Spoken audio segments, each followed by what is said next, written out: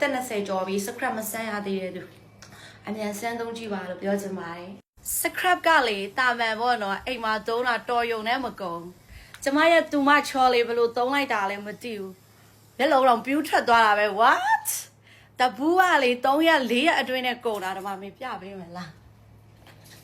အိမ်သားတွေကတဘူးဘလို့တွေများသုံးတာလည်းမသိပါဘူးဟေးဒီမှာ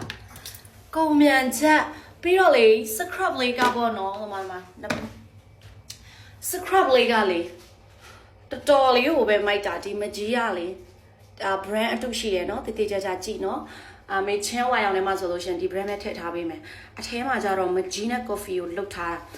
အရန်ကိုပဲမိုက်တယ်သုံးလာသမျှ scrub တွေကအသားလေးဖြူမြန်တယ်ပြီးတော့ရှီတလုံးကွဲဘိုက်ကြောကွဲပြီးလဲဆိုတက်တာမြန်တယ်ဒီ scrub ကိုတိုက်ပြီးတော့မေတို့အသားလိမ့်စီနဲ့တွဲလိမ့်မယ်ဆိုရင်အသားရဲ့အချိန်တိုအတွင်းမှာတော်တော်လေးကိုမြန်မြန်လေးနဲ့